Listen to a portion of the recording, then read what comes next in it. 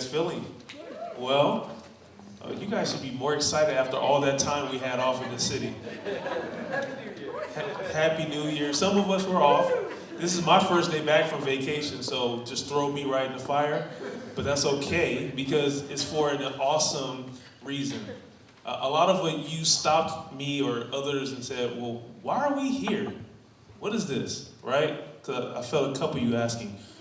You guys are here because we are announcing the birth of the One Albuquerque Fund in partnership with all of the people who care about this city so much. My name is Charles Ashley III. I am CEO of Cultivating Coders. I am also the president of the fund, but most importantly, I am the biggest fan of this city. The reason why I stepped up and the members of the board stepped up is because we believe in this place, and we believe in finally stepping up and doing things instead of talking about things. And a lot of us know that our city, yes, we have issues, but this is a beautiful place. I've been here 12 years. My family is from here. I raised my kids here. I love the people here. This place has embraced me, my family. So it's only right for us, me, all of us, to do the same thing. With that, before I get too far into it, I want to acknowledge the board members. I see Pilar Westel right here. She is our secretary. I seen Drew Dolan somewhere. Drew, right back there, our VP. How you doing, Drew? Bob White, who is not here, but he is on our board, serves also with our attorney as well. And we have Amanda Stevenson, who will be coming on sometime soon, and we're also recruiting other board members and other people to the staff who want to be a part of this. But before we get to the panel and really get into deep discussions of the city, I'd like to introduce a friend of mine, a friend of the city's, our mayor, Mayor Tim Keller.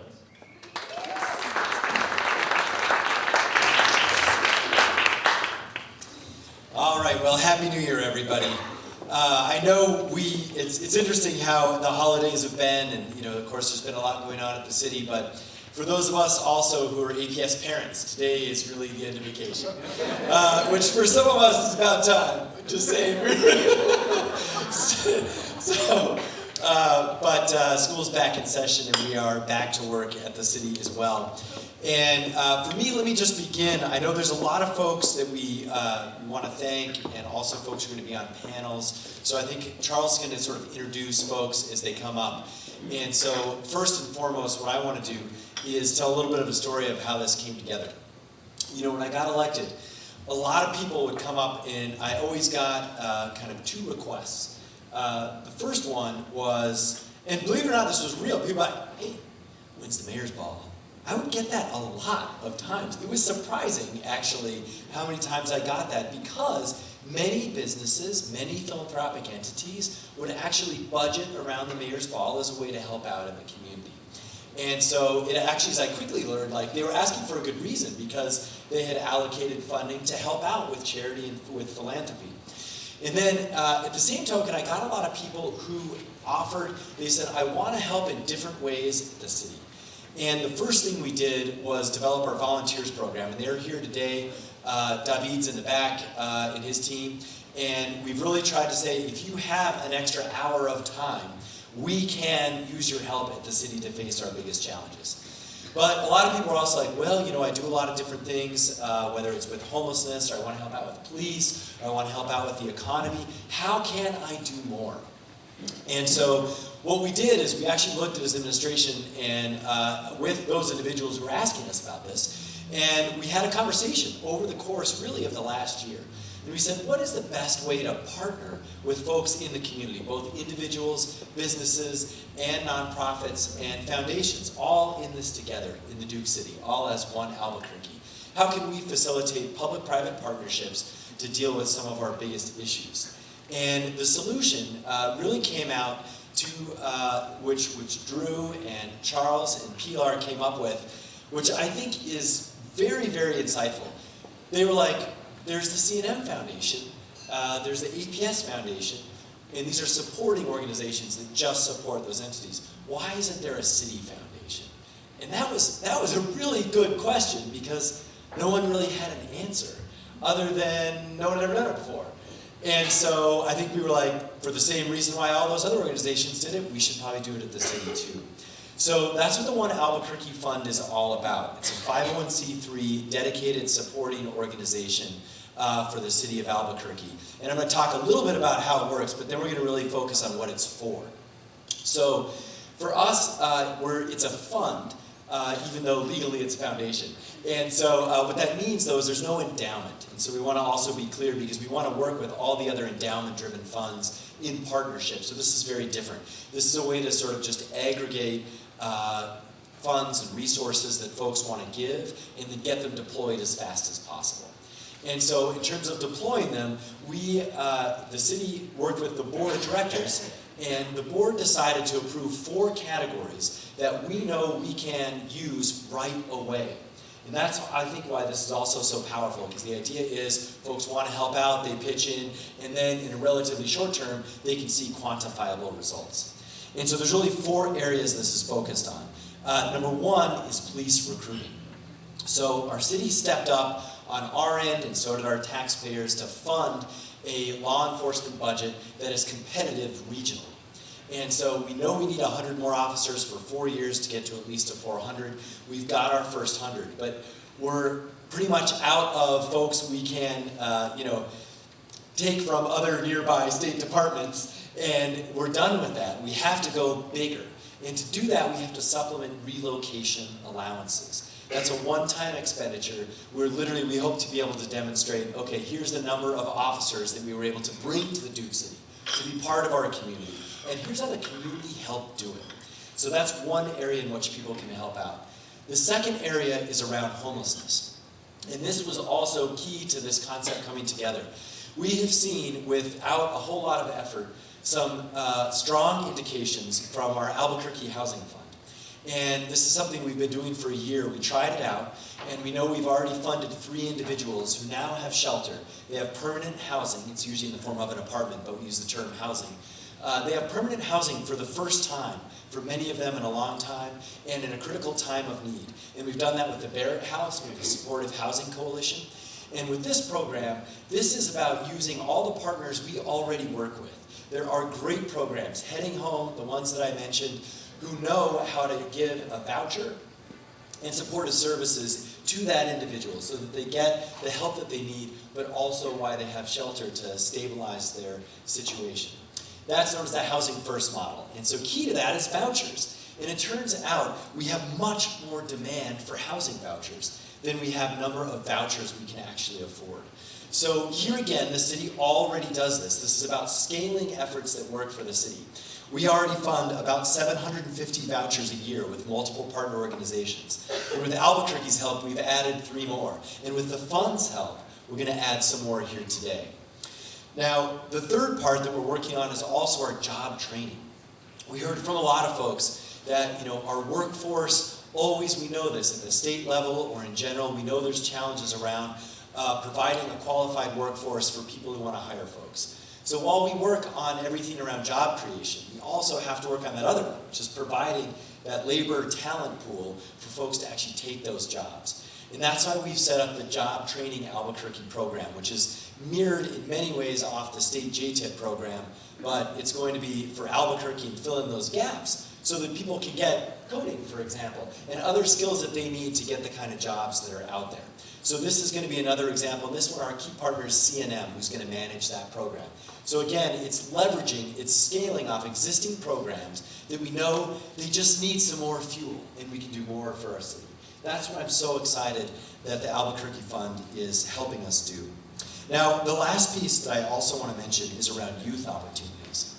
This is another area where, when you think about what our city does, we know we have challenges around APS, around our education system. And I made a commitment when I got this job to say, how can the city step up? How can we help be part of the solution instead of just talking about the problem?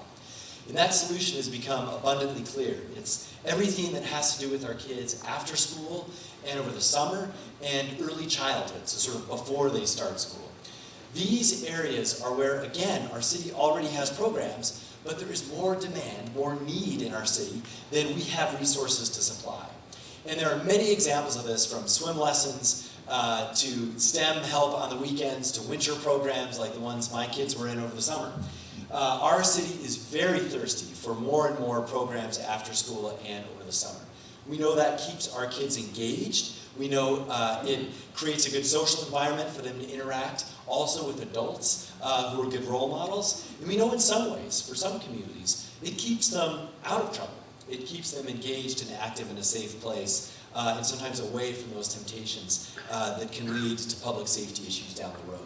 So this program is also very important to us, and even things like financial literacy, you name the topic, we want to add them into our summer programs and to our after-school programs. And to give you an idea, one example that's incredibly stark on this is swim lessons. Believe it or not, there's a huge demand for swim lessons. They fill out, and this, as a young parent, I see this. You go online, it's like all the swim lessons are full within like 6 hours of them being posted. So the good news is the city's got her act together in terms of having an online registration and providing swim lessons.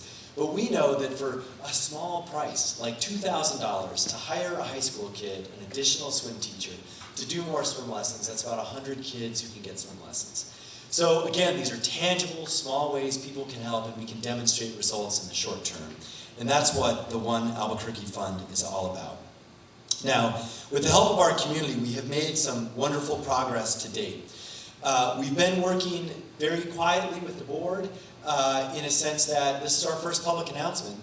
And fortunately, even when we started calling asking about this, people said, how can I sign up? I'm in. And we're proud to say that we've already reached $200,000 for the fund. That is outstanding. And many of you are here, so thank you so much for being a part of that. Now, what we're going to do, a couple of things. Today, first, we have 2 checks here beside us. We're going to continue to cut checks. That's what it's all about. And then show those results. So this one right here is for police recruiting. And we're going to hear from our director, ROMO, here in just a little bit about what he's going to use this for. But we are working right now in Michigan and El Paso to spend this money right here to get officers to try and join our police department. And then on this side, we've got another $20,000 for homeless vouchers. And so, thank you. Homeless vouchers have a range in cost. A lot of people ask. It just depends on the situation. Some folks need a little more. Some folks need more than others. And I know $20,000 for a family in particular, that's often around what we use right there for the Barrett House, which is essentially a larger term model. So now what happens with these funds is we'll track them through the city contracting process. I'll use the housing vouchers, for example. That will end up with one of our existing providers, and they'll eventually get back to us and say, here's the people who actually got this housing voucher, thanks to the city of Albuquerque, and thanks to the One Albuquerque Fund.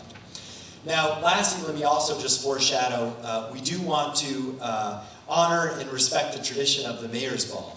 So it's going to be a little different. I think it's not going to be quite the rubber chicken dinner that Leanne Kravitz will take a picture of. But we will have fun. We will get together. We'll convene as a city, those who are interested. We'll do a little education. We'll share a few stories. And we'll try and step up and find ways to help our community. And so stay tuned. We'll be mapping that out throughout the year, throughout 2020.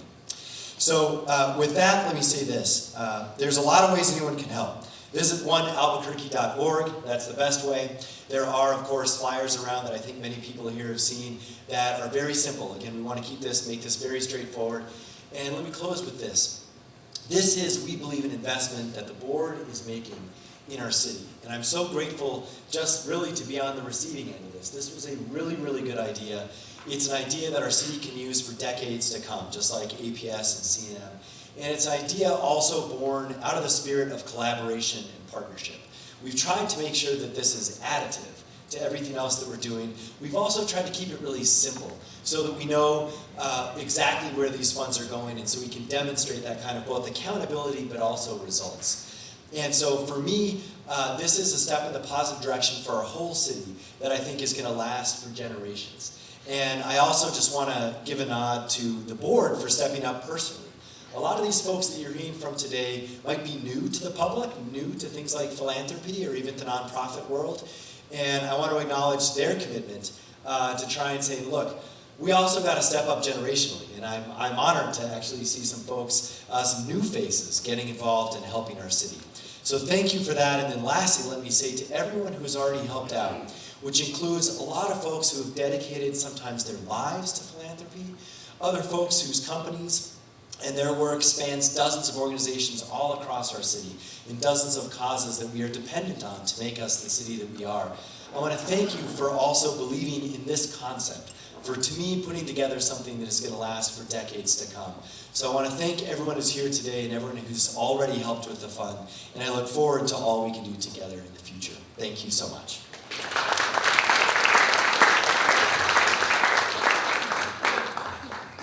Thank you, Mayor Keller, for those kind words and inspiring words. I want to let you know that you are absolutely correct. The ball will be different, because we will be helping out with that. So the DJ will be different, the chicken will be different, the lighting, everything that we can change, we're going to try to change it. So, but thank you. There are so many faces out here that I want to say hello to, and thank you for your support. Like Katie, who represents Cloverleaf. I see Sarita over there. I'm glad you're back recovering. Adrian, who helps out with our company. Deirdre over there hanging out. Alex in the back. Khadijah, who does tons of work with Vision Sankofa, and countless other Mike Pollard over with Workforce Connections. So thank you guys for the support, especially on like Vanessa Roanhorse, who's hanging out. I see you. Just great people. It overwhelms me when people come out and support the city, so thank you for taking time to just come out and hang out. With that being said, I want to get into our panel of experts with their note cards or whatnot. Right here, we have Gilbert Ramirez. Gilbert, your Deputy Director in Family and Community Services Department. Thank you for joining us, brother. Next is David ROMO. You lead the APD recruiting. Thank you for joining us. Next is Kristen Chavez-Smith. You head up the city's Youth Connect program. Thank you. And lastly but not least, Cynthia Jaramillo, Director of ABQ's Economic Development Department. Hello, Cynthia.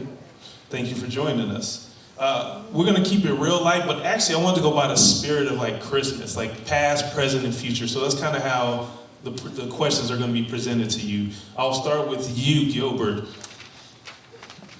Where were we as a city in the past when it came to your department, your experiences with this city? Where were we at? Well, let me speak a little bit from the lens of where I come from, which is behavioral health and mental health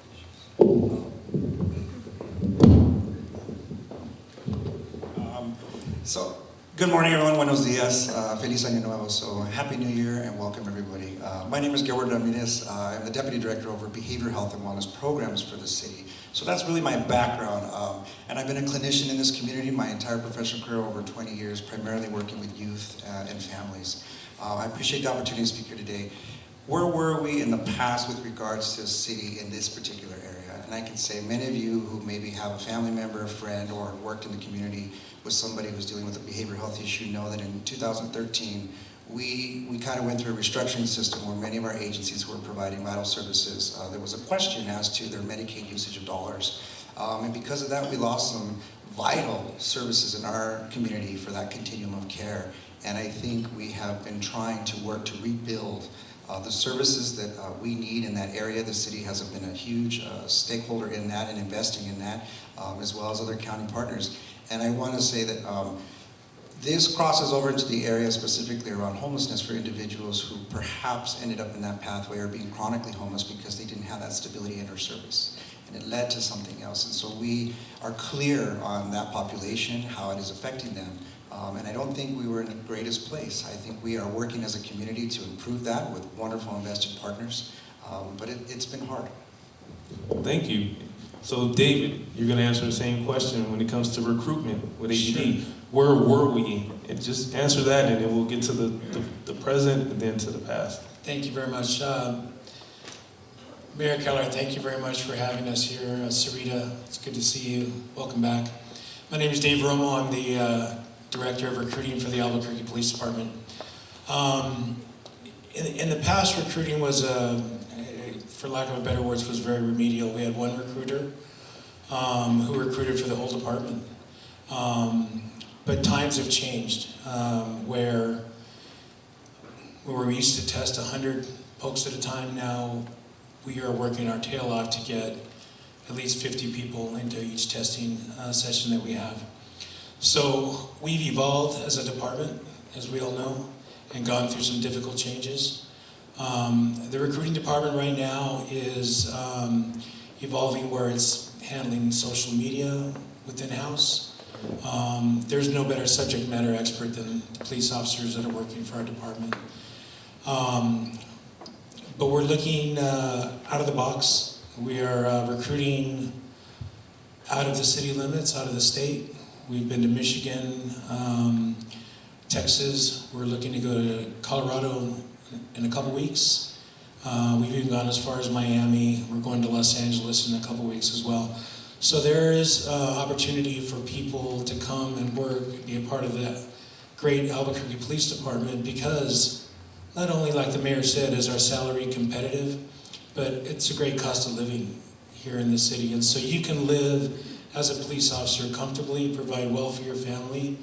And so as we sell the Albuquerque Police Department to the new generation, the millennials, we've come up with some new brands for 2020, which are very exciting for us. And moving forward, we're just really excited because the Albuquerque Police Department is hiring. Everybody knows that, right? So we're just moving in the right direction. We've taken the right steps. I think we have the right people in place. And it's a new APD. It really is. We're a young department. I look around sometimes and don't even know who some of the new sergeants and lieutenants are. We're just a new department. And we do business in a better, more efficient way. And that's just the norm now. Where before it was a struggle trying to get the old timers to do things. So, but we're right on track where we need to be at. And we are looking for people around the whole country to come to Albuquerque to be police officers. Thank you for that answer. I appreciate it. Appreciate your services. Appreciate all your guys' service. Kristen, something near and dear to my heart. I love cops. I want to help homeless.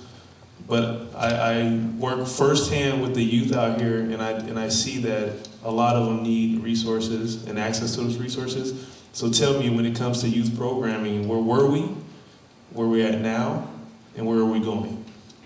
Sure. So, hi everyone. I'm Kristen Chavez-Smith. I'm actually a long-time city employee, so I'm coming up on my 15th year anniversary. And I've had the honor of working in youth programs mostly the entire time for 3 different departments through the years. I think, you know, when we watch the news and we talk to fellow citizens, we often talk about crime, we often talk about homelessness. It's so much negativity that we talk about, but really when it comes down to all of those problems, those challenges that we're facing as a city, we can combat those at such an early time. And that's by offering safe and engaging programs from birth on. And so that's what the city's really trying to do. We've had amazing programs in the city as long as I've worked for it. But maybe those programs haven't been advertised enough. Maybe our reach hasn't been broad enough.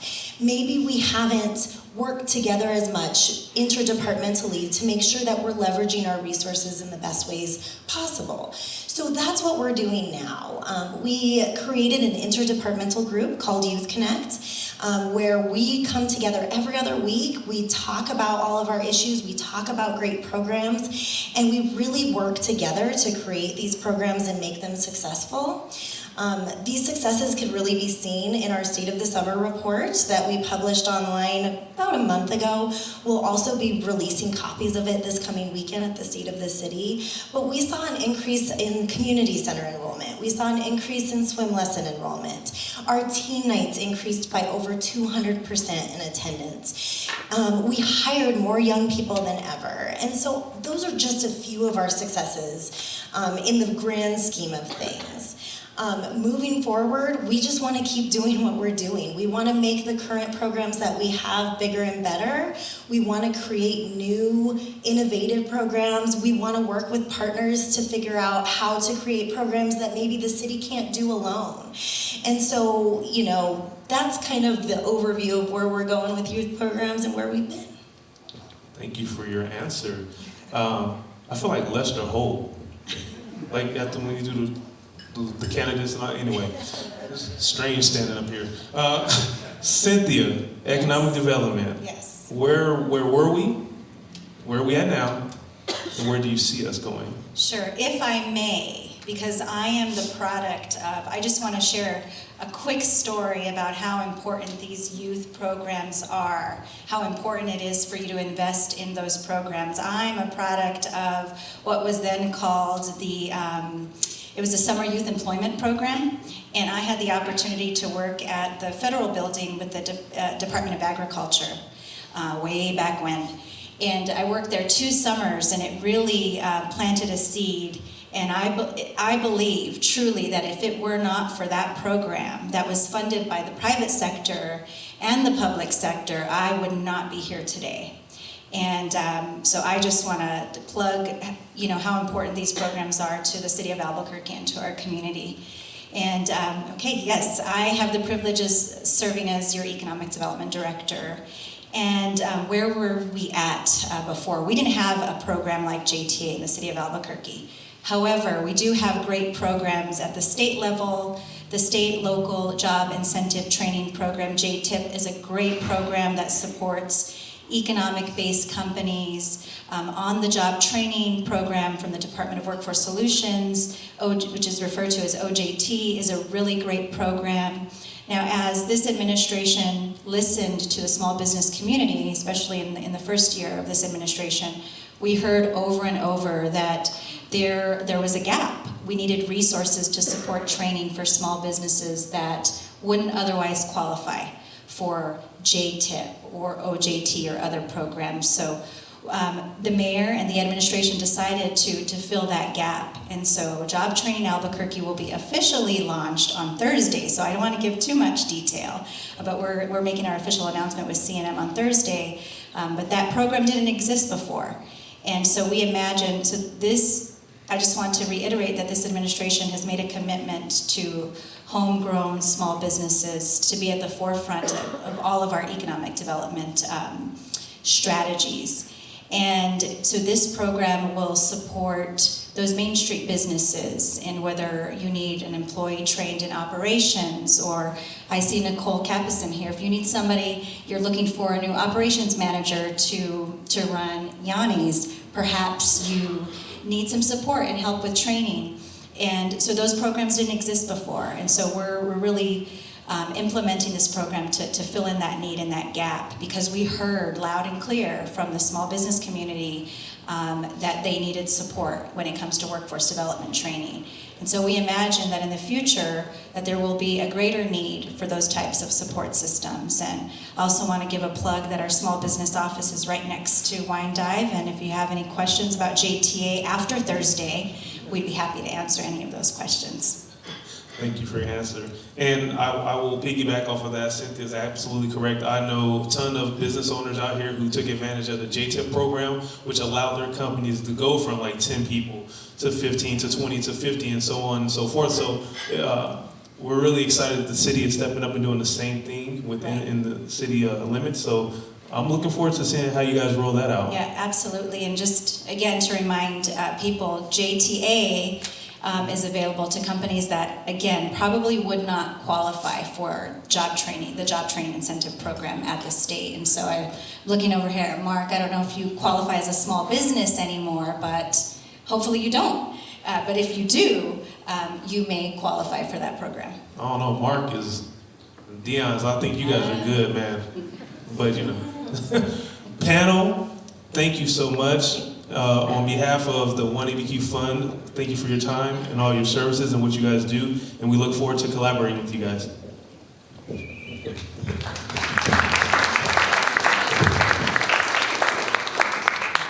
And with that, as they exit the stage, I will announce our community panel.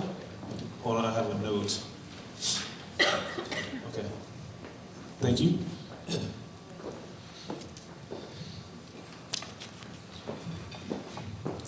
This is our community panel. These are one of the first groups of people who stepped up and decided that they wanted to support the fund, support the things that we want to see change or enhance or improve or whatnot in our city. I personally know all of them, but I will introduce you guys so that way there's no confusion. At the end, we have Carlos Garcia, Garcia Automotive, amongst other things. Hello, Carlos. Next to Carlos, we have Doug Brown, former state treasurer. How you doing, sir? Thank you for your service as well. Next to Doug, we have ERIN MUFFOLETTO, representing COMCAST. Next to ERIN is NICOLE KAPNISON, Yanni's, what else is Nicole? Everything else? Nicole is one of my business partners as well, so she's awesome. And next to Nicole, we have Mark Herman, representing Dion's. How you guys doing? Well, so mic for you guys. So thank you guys for being here.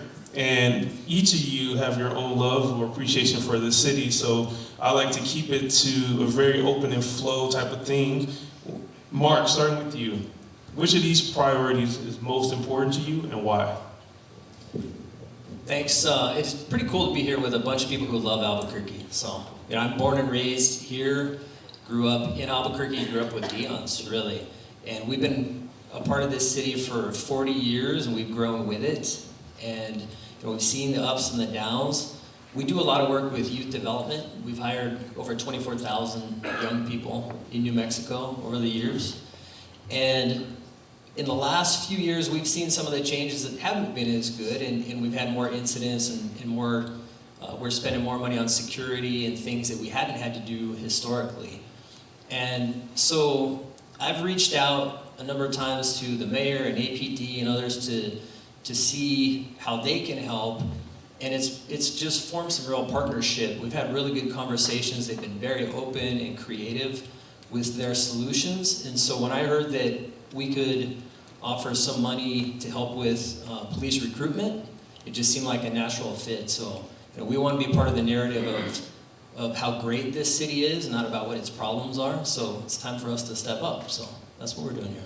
And thank you. We appreciate you. Thank you for that. Nicole, same question. Out of all the priorities, and you don't have to choose just one, but tell us what made you want to get involved, you and your family. Tell your dad I said hi to you. Okay. I think owning a business on Central when I was 26, which, we had our share of cop calls at Knob Hill Bar and Grill, just the nature of the business, and my father owning a number of restaurants along Central.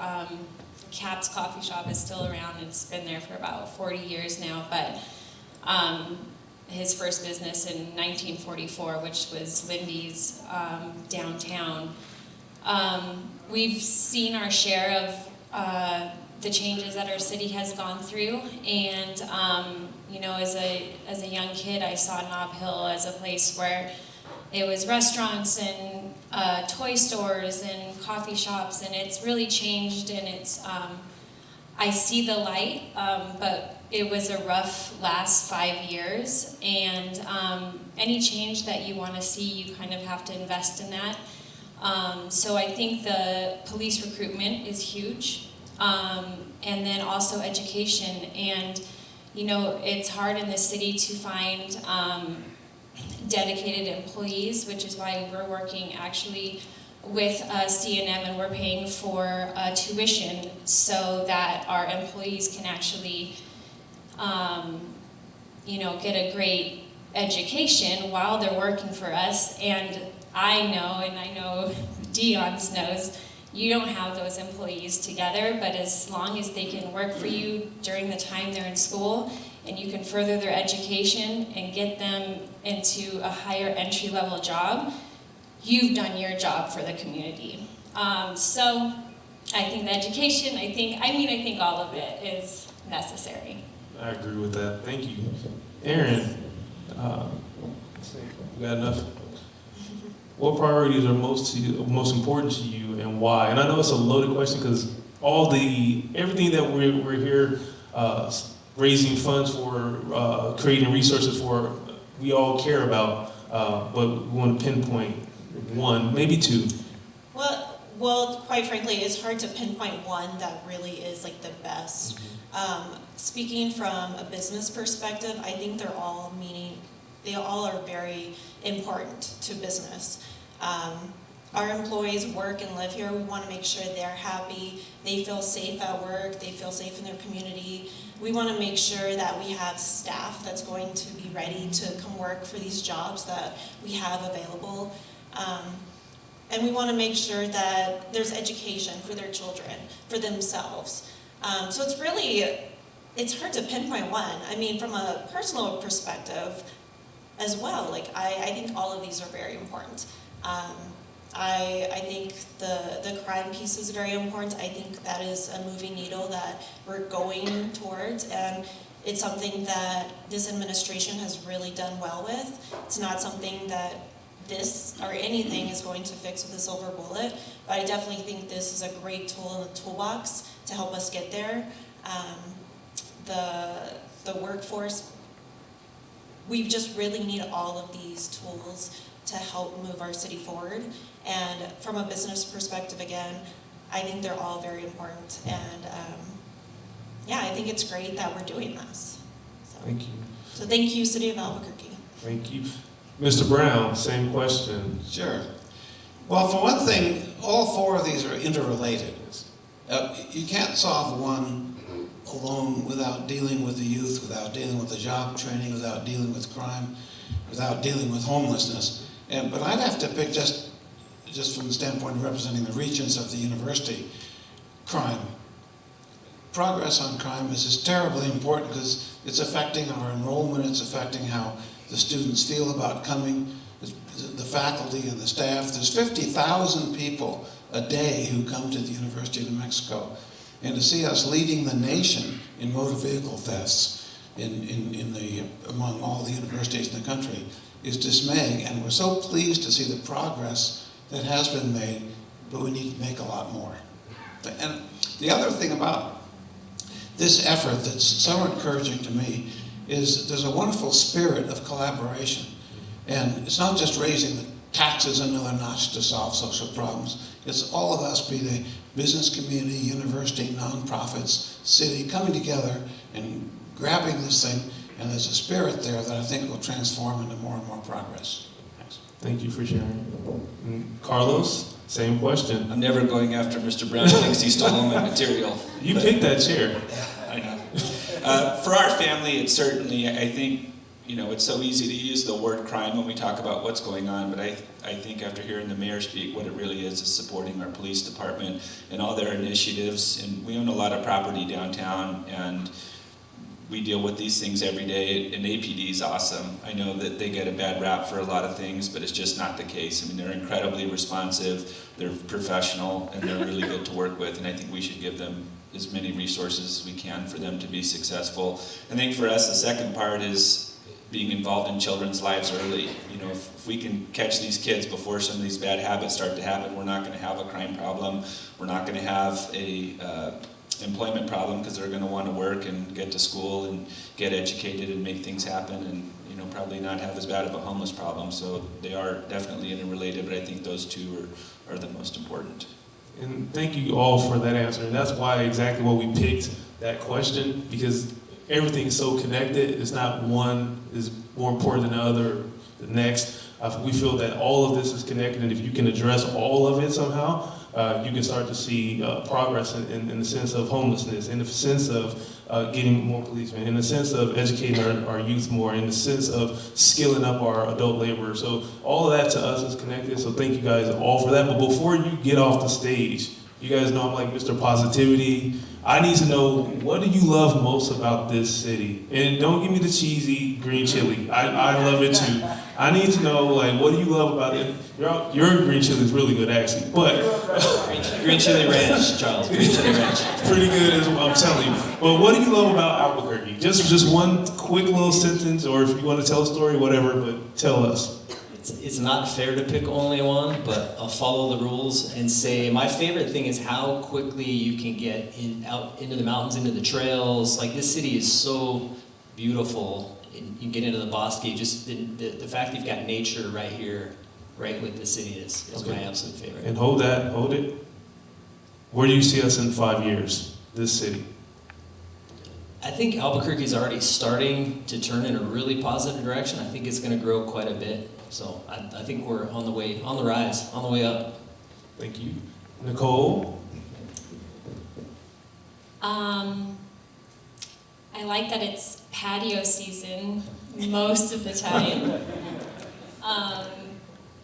And it really is a beautiful city. I mean, everything about it it's a beautiful city. And where do you see us in 5 years? A lot of growth, a lot more local restaurants. And I don't know, I think it's gonna be good. Thank you.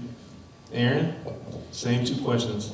All right, anyone that knows me knows this is really difficult because I love Albuquerque. I love to be outdoors. I love everything. But honestly, it's the people. I think we live in just this melting pot of just different people. It's whenever you have a problem, it's a phone call away. If I was in New York or something, I would feel so lost because we're a community. I feel like we're this big family. We're literally 1 degree of separation. And just the sense of the community and family is something that I really love about our city. It's the people. In 5 years from now? And in 5 years from now, I really think I agree that we've taken a turning point. It has been kind of, I don't want to say bleak, but it was kind of an upsetting time for a lot of areas and businesses. But I do think that things have been on the rise. I mean, just from an economic perspective, things are going really well. As far as COMCAST goes, like, we're really excited about things to come. NBCUniversal, the studios, and there's just so many more things that I hear are coming, which then again, I personally am so excited about, to live in the city where there are so many cool things happening. So we can only go up from here, so I'm excited. Awesome. Mr. Brown? Albuquerque is such a welcoming place. And I've lived mostly on the coast before coming here 3 years ago. And at first it was a little startling. People in the elevator would say hello, and I said, wait a minute, do I know you? And one fellow answered back, says, no, but I'd like to. And I just thought that was such a welcoming thing, and I think we have sustained that despite getting bigger. We are at an inflection point. The Albuquerque 5 years from now, we may not recognize today, because I think it's going to really prosper and grow and become all the better. And Carlos? I think my favorite thing about Albuquerque is that it's a city built on relationships, and it's a place where if one person wants to move here or be involved in something, you can come in and make a change immediately, and in so many different ways, and that just can't happen in a big city. And it is a big small town, and everybody knows each other or went to school together or were a cousin or something like that. But that's, I think, what makes it great, because we all have, as Albuquerqueans, a real common starting point where we've all been through so much together. I think that even if you meet somebody you've never met, if you're a lifelong or native Albuquerquean, if that's the right word, you have so much in common, you can really grow your relationship and do things a lot quicker. And I think in 5 years, and I think that we're going to be a really stable, economically sound city, and we're not going to be on the bottom of these lists anymore, and we're going to be approaching the top on a lot of these lists. And I think it just has to be all of us working together, and that's why this fund is so important.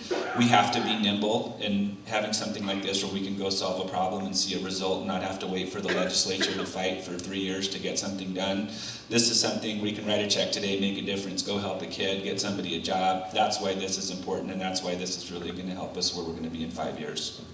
Thank you for that. And thank you to all of the partners in the community panel. Watch out for the water bottle. There we go. All the community partners. for your support of the fund, and we're looking forward to working with you guys more and more as we grow this thing, grow the community. Thank you to everyone who took time out of their, Tuesday, to come and hang out with us and listen to our announcement. Thank you to the mayor and his staff for taking time, helping us partner and put this thing together. Thank you to all of the organizers, because that's the hardest part, I feel like, is the people putting the actual event together, so thank you guys for that. Thank you to the board for taking time to come hang out with us, Drew, Pilar, Bob, who's not here right now, and whoever else I forget to thank. It's not on purpose, it's a lot of us in here. So with that, enjoy your day. Feel free to reach out to us in regards to how to get involved with the organization. And with that, happy Tuesday? Happy Tuesday. Thank you guys.